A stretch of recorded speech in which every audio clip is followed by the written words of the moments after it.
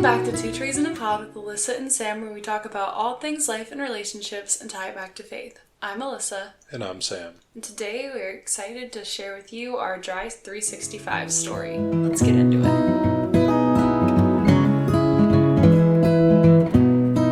Welcome back, friends, to Two Trees in a Pod. Happy Tuesday. Happy Tuesday. Another great weekend in the books. A barbecue, some fun, a bunch of fun things. And a work day. Alyssa, how was your work day? Today, this week, I started my job as a volleyball coach, which is really exciting. I'm really wiped out, but I think I'll get back into the swing of things. I'm used to that corporate lifestyle, but switching back into the athletics mode it's really exciting. Tiring, but in a really good way. A blessing and a curse. Yes. Oh, not really a curse. It's just, I'm not used to, I don't know. Corporate's just so different than athletics, and I guess I can just leave it there. But I'm really happy to be back. I'm just needing to readjust. And that's okay. So we're going to have a slightly more relaxed episode where we just talk about a little bit of our background, because we did a dry-ish 365. Yeah, he says ish because I think I had half a drink on St. Patty's Day, and I think I had a glass of champagne when I graduated college. I had a Guinness on St. Patty's Day, so I'm right there as well.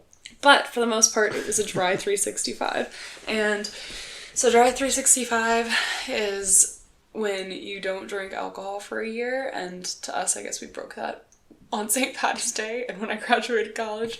But we didn't party for the whole year, and for us, that was a big deal. So not even so just partying, but if we went out and grabbed dinner, there'd be no drinks. There wouldn't be a beer at home or at a gathering. No glasses of wine at dinner. Yeah, just seltzer water. We went to a wedding and didn't have a single sip of alcohol.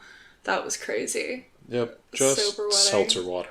A lot of seltzer water. I think I went to the bar and didn't have... I mean, I'm notorious for doing that, though, of going to the bar and literally not having a single drink. Because I love torturing myself.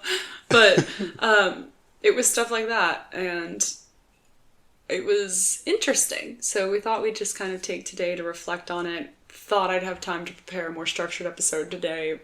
Definitely did not. I don't know why I thought that, but here we are.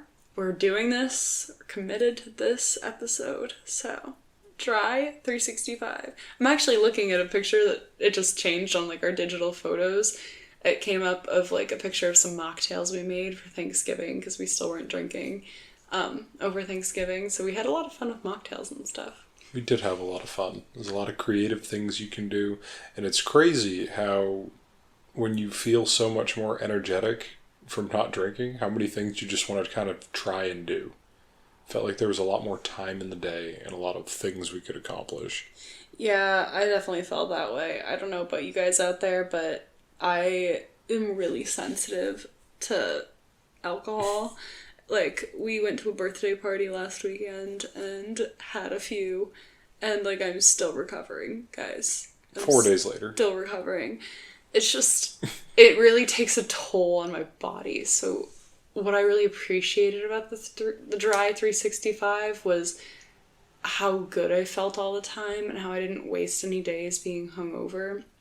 But I will admit, I did miss, the free-spirited funness that, can come from having a drink or two. But I think what we want to kind of talk about today would be some, lessons we learned from that time of our lives, and what sparked it and what stopped it. So, Sam, why don't you talk about what sparked it? Well, what sparked it was me getting saved and coming into my faith. And when that happened and I started to acknowledge that spiritual side of my life, I didn't want to do anything to alter my mental state. I wanted to experience and live that spiritual life. I didn't want to do anything to alter it, and I thought drinking or anything else would alter that, and I wanted to completely avoid everything. So while Alyssa is getting prepared for, the end of her senior year of college, I have completely cut off all partying and social interactions involving drinking. So it was definitely an interesting time when we started, because we were definitely, I mean, together, but at two different stages of our surroundings in life. Which is funny because you say all that, but I wasn't really partying or anything senior year. I was like really not into it. So you say it was drastic, but was it really? No, but just like, even then, my friend group and your friend group, that was what everyone was doing. It was just a little easier for me to steer away from it because I lived off campus.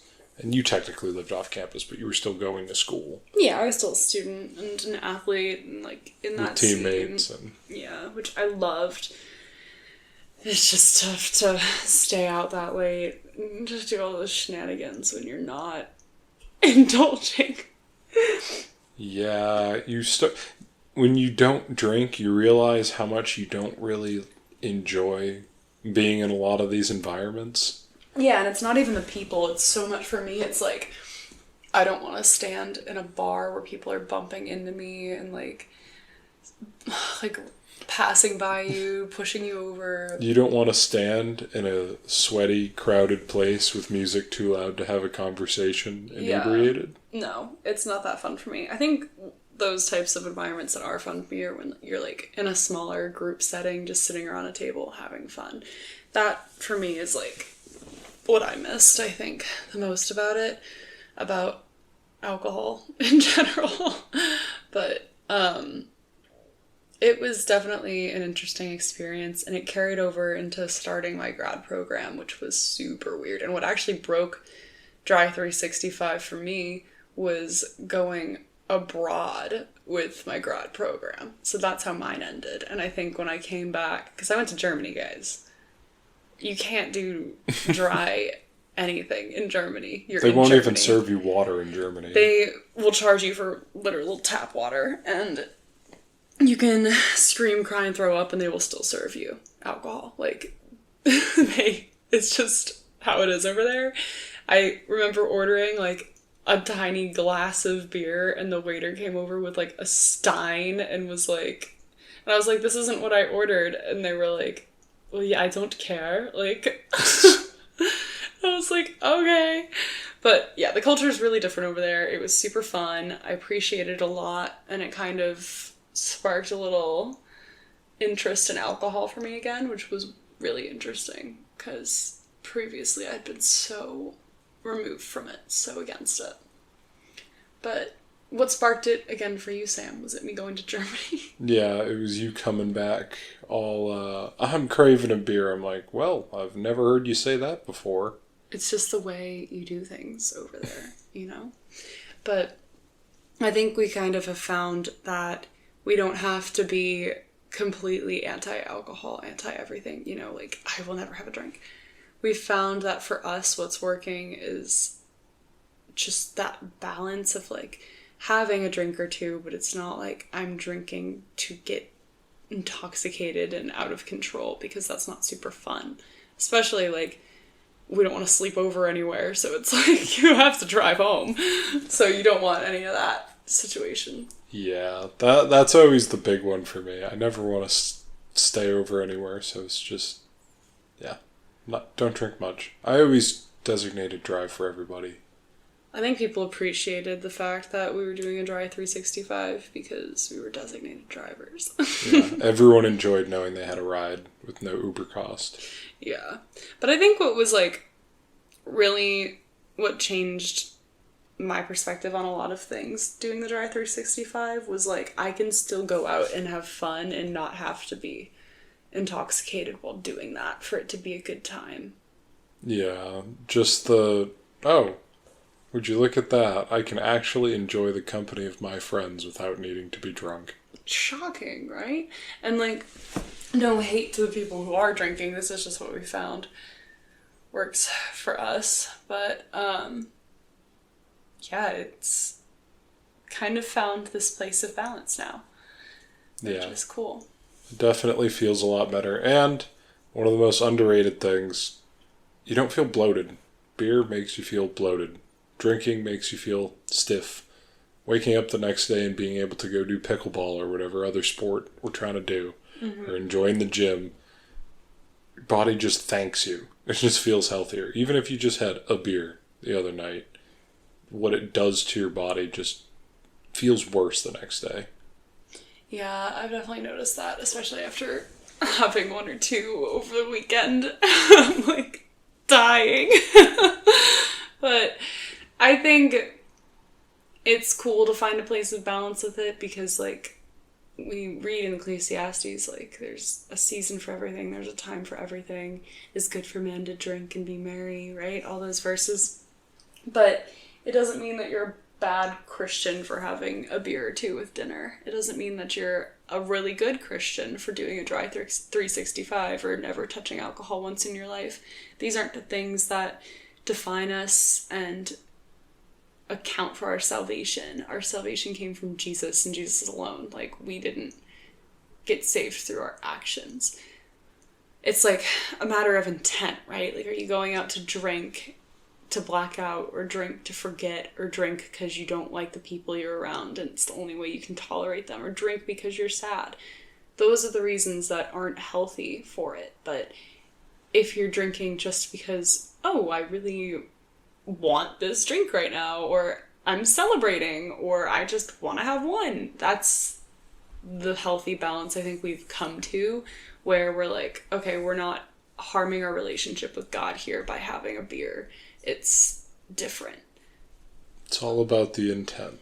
Is it I had a long day at work, I deserve this beer? Okay, well, that's probably the wrong mental to go about things. Or is it we're at a wedding, we're going to go toast champagne, this is a great day. Or it's a friend's birthday, let's have a few beers. Like, it's the intent and why you're doing it. So I think removing it from like a consistent sort of thing to a inconsistent event makes it a lot healthier, just in the way you go about it. Yeah, I think like associating it with every single social interaction is like bad. It's tough because 1, that's expensive. 2, it's not fantastic for your health. And 3, like, there's a time and a place, and being dependent on anything isn't a great scenario for anyone, right? Yeah, like, if you drink at every social event, that just means social events are reasons to drink. That's why I want to hang out all the time. Yeah, let's hang out because we can drink instead of, we had a beer while we hung out. Yeah, it changes the purpose of the interaction. So it's a fun topic, and I can't believe we did it for a year, and low-key I kind of want to do it again because of this weekend. You say this every time after having a drink. Yep, this weekend I will never have another sip of alcohol again. Which, a lot of people who do drink have that same mindset. So it's almost like you know that you don't want to. You know how it feels. We encourage you to try a dry 365. Maybe start with like a dry July or something a little less intimidating. Is that your mindset with 2 days left in July? Yeah, dry July? I'm gonna do a dry July, guys.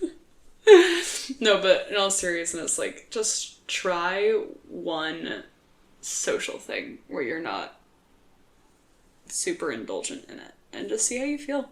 It's interesting to be on that other, like, not that other side, but, like, to be in that other perspective of, like, clarity of mind when you're in settings where that's not super common. So even just from, like, a psychological interest perspective, it's kind of interesting. So I recommend everybody try it at least once.